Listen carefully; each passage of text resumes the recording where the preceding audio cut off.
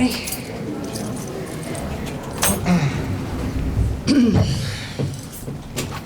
You raise your hand to have a question for Jan.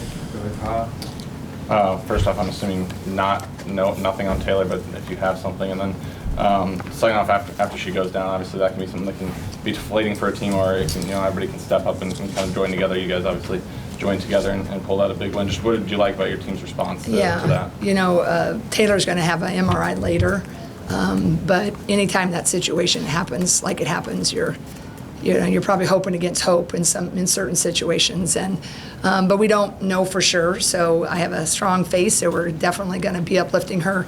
But I think it's a tough one. But it was a tough situation so early, and I think a team can handle that a lot of ways. You can kind of get ruffled, and Taylor McCabe has been an extreme great leader.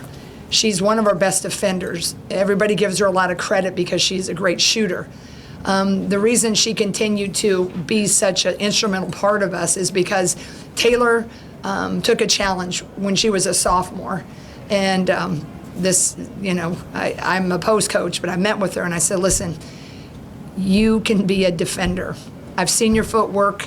You use this summer to get as fit as you can and as strong as you can and become a defender. I said, you're gonna impact this team, and boy, did she do it. And she was a great leader. She helped bring Addie Deal along. Addie was a great young person. She was learning and growing and knew the lesson she was learning and continues to grow. So when that situation happened, the team just rallied, and we just gave it about 5 seconds. I said, listen, Taylor's probably not coming back in this game. This is why we've been deep. Addie's ready to go, and I called the play. And we just went on, and I knew Addie would be ready to answer the call. I really did. She has been. So very, very grateful for all of that, and just really sick about Taylor's injury. I guess, Jan, going back to last year, I think around this time you guys were nearing the end of your five-game losing streak, and then a year later you guys have knocked off 3 top 15 teams in a week span. I guess, how has this team, despite being so young, how have they learned to adapt and how have they learned to win in different ways, especially with the freshman class being such a big part of it too? Yeah, I think that's just, every team's kind of has an identity when you start working with them. And, we've just been so blessed. All my years at Iowa, for the most part, just about every era has been a heck of a team. And the thing that I define a team by is their togetherness and how much that they can really be for someone while they're also a little disappointed for themselves. And that's really hard to do because everybody wants to play 40. Everybody wants to be like chit-chat hitting the threes, right? But when you can get a group that both things can be true, you can be disappointed that you don't have a bigger role, but you're as loud as everybody else cheering for the kid that does. I think that's the hardest thing in coaching, and really taking a team and helping them form. And we really start with great, great young women. And so I think this particular group, those freshmen last year were pretty good. And they were pretty seasoned, right? And then we've added some kind of spicy pieces of the sophomores. And you have a senior, Hannah, that's really starting to really lean in and understand what she can do with her voice at times, but certainly with her skills. And then we've had a Kylie Feuerbach, who's, just the rudder of this ship. And so it's like their experience mixed with this naivete, and we've created a couple breaks early in the season, and we've gotten a couple breaks. Last year, you don't get a couple breaks and you don't create them, right? And so I'm telling you coach long enough, it all, hopefully the good and the not so good, but hopefully more of the good happens. And I just think this group's resiliency and togetherness has really been the difference.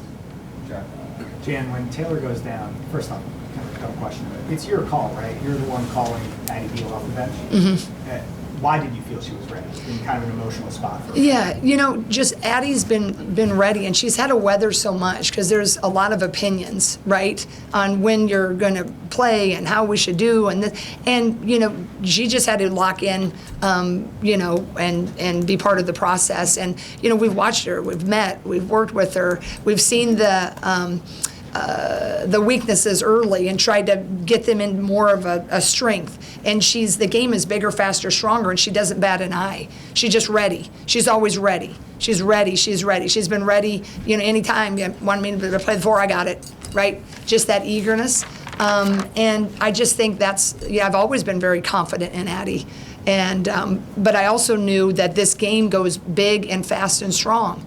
And our culture is our culture, and they pass the baton, and they learn and they grow. And if you're open and you're willing to just be ready, boy, the process can be really, really great. So Addie's been, really, this last month has been really, really, I think the steps have been great. So yeah, there was no question about that. In the wake of what happened in the last 3 minutes of Maryland, there was a stretch of 25 minutes today that they didn't have their longest run was 3-0. I mean, they didn't put together any kind Really? of string at all. Wish you would have told me that. That made me feel a little better. Okay. How do you explain, Yeah. your stopping ability Yeah, today? I just think that, I like our game plan. I like our attention to detail. I like what we try to do defensively. And I think we've been asked about our defensive emphasis. You got to kind of look at your teams and what you have. And last year, when I, took the baton right from Lisa, I thought we were a little longer, and I knew we could be a little better. And our staff thought so too. And Sean Sullivan, he's been in different places and been with us at the beginning. So it was fun to kind of game plan and look at different things that we hadn't done.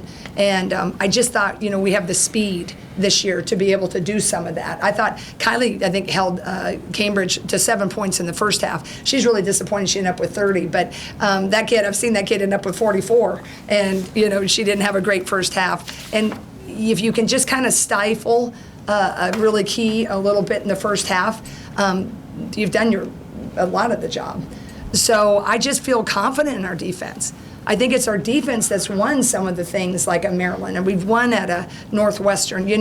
We can hold on to that when everything else is, you're missing. So I'm really grateful with our attention to detail in the defense. Now we gave up too many transition buckets, and we overhelped. But overall, I think we did a pretty good job. You guys have had situations where somebody gets hurt and somebody takes advantage of it. I think back to Molly and Sid a couple years ago. Yeah. Given that Addie's role is likely going to increase moving forward, what about the confidence of her and just the ability to handle that increased role while also not feeling the pressure that Yeah, I think, you just got to hope that, you've prepared step by step in June for these moments. Sadly, what we do, injuries are a hazard of our job. I grew up on a farm, and I remember with my dad, bad weather is a hazard of a job, right? You can do everything right as a farmer. When the hailstorm comes, even if you have crop insurance, right, it's just like, whew. And I equate that in what we do. It just is heartbreaking with the emotion that's in this with kids who get hurt. And I think back to Molly Davis.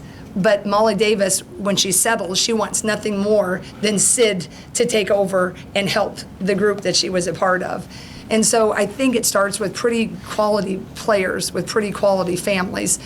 And we're not the only one. There's a lot of great, programs that do it. But I just think you have to be ready for. And I think Addie is, and hopefully the other kids on the bench. Like, we may have foul trouble now. The bench got shorter with a really key cog in our wheel, and that is going to hurt us. It's great that I'm so thankful we have Addie Deal, but Taylor McCabe just shot 50% against a Maryland defense.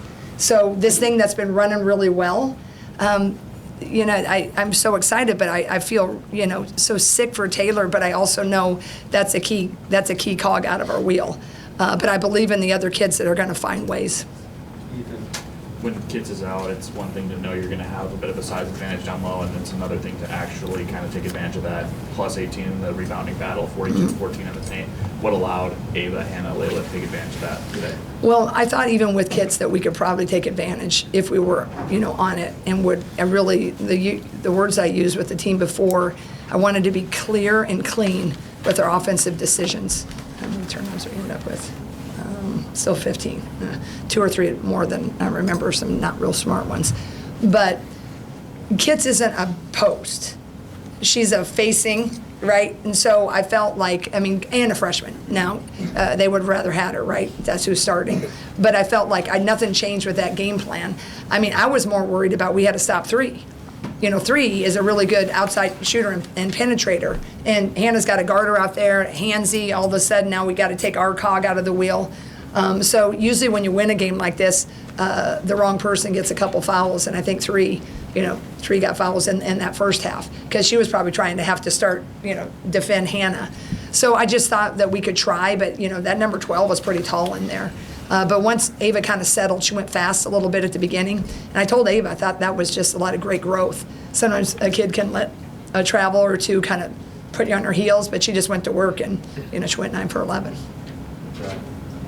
Jan, Hannah comes away with a double-double today and completes what was a very successful week for her individually, recognized by the Associated Press and Basketball Writers Association and so forth. What do you attribute to her recent string of individual excellence? I think she was nostalgic about being a senior and feeling a little bit of the pressure. And like I can't believe I'm a senior and we got a new group and, missing, what was, but in a good way, right? And now you got a lot of new kids and then feeling that pressure, I got to carry it. And I thought heading into that end of the non-conference, I saw a little shift. And then, she had a tougher game at Northwestern, but I told her after the game, a few times I'd been as proud of her. She willed us in huddles. As frustrated because she shot really poorly, but you could just see a senior that was really had taken another step and said, everybody get on. And I think she's doing that with her play. And even if she's not always the most consistent, she missed this, she's going to get it back another way. And she's forward thinking and she's enjoying the rest of the ride. And that's where you need her to be because that's what's lifting everybody else up. And it's also, I'm just thrilled for her because she's really having a really great stretch right now. The 15 turnovers that you were mentioning, that's the second fewest that a team has had against Ohio State this season. Yeah. Just how did you feel like you guys handled not only the press, but the pressure that they do even in the half court? Well, I thought the ones that we did have out of that 15, there was about 3 that we just want to rewind, right? And so those are annoying, but they're also kind of like, duh, right? So we can take that down to 12, right? Which is those. And then there's a couple where we forced it when we didn't need to. But I think we handled the press really well. That's when I think it was 8-2, right? I mean, you could kind of feel they were going and ready. And then we started to remember, we can look over the top.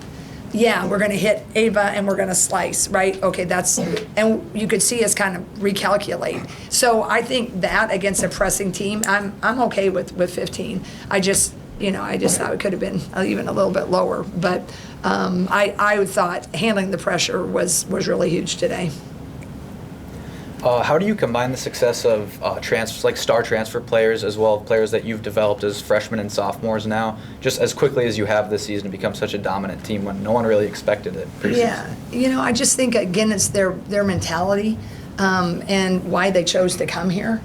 I'm just trying to stay a college program, man. I mean, it's just weird.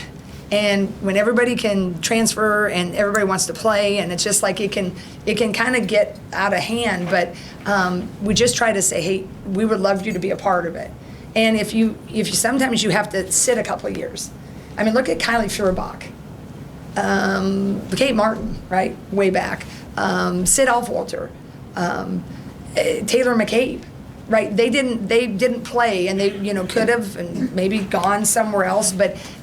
What you feel here is I think a pretty good sense of team, and I think number one they came here wanting to be a part of that, and then I think that they really end up really loving each other as teammates. I mean, they went out. It was Tegan's birthday yesterday, and they had a surprise party for her at some pottery thing. I mean, it's just fun things that you don't have anything to do with as a coach, right?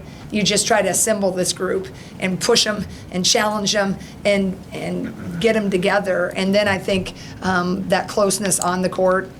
Some teams are really good; they're not close off the court, and that's That's their formula. But for us, I think that they enjoyed being part of it on their visits here and saw something that they could identify with, and then we just try to develop the heck out of them. Last one. Sorry, quick one here. Yeah, Coming up with 2 big wins, but knowing you've got a road trip coming up with another, I mean, we're in the heart of Big Ten basketball. yeah. How do you quickly kind of shift that bench mentality to, some of them are now gonna have a bigger role with, you know, Taylor potentially being out for a Yeah. little bit? Yeah. Or a lot bit? You know? Yeah, well, I think, sorry, did I cut you off? No, you're good. Yeah, I think, you know, tomorrow we got to kind of, you know, right now, my staff's probably starting to watch the film, and I will, I'll get familiar with USC, and then I'll watch this film again. But I think tomorrow's a really big day to start to really look at matchups and then get in a situation where you're looking at like, okay, these guys are now going to be the backups for this kid, and knowing when we need the shooting and when we need size. So tomorrow will be pretty big strategy-wise. But the hardest thing about tomorrow is getting used to it emotionally. And that's the hardest thing. When you got to see one of the fallen, right? That's, you know, and that's usually the bigger situation is, you know, it's delicate. And so we'll do a little bit probably of all kind of, you know, depending on the news, but I'm certainly she won't be ready for the trip at the very best. So we'll turn it pretty quickly. But again, you know, people have, you know, been knowing their roles, and now, you know, they're just the next person in philosophy. So hopefully we'll be able to do that. All right, hey, thanks so much for covering us and being here. And I mean, can we just say thank you? It's 3 degrees below outside for being here. And how about the crowd? My gosh, it's that cold and was our biggest crowd. So I'm so thankful. So God bless you, be safe, and go Hawks. Thank you. Tonight.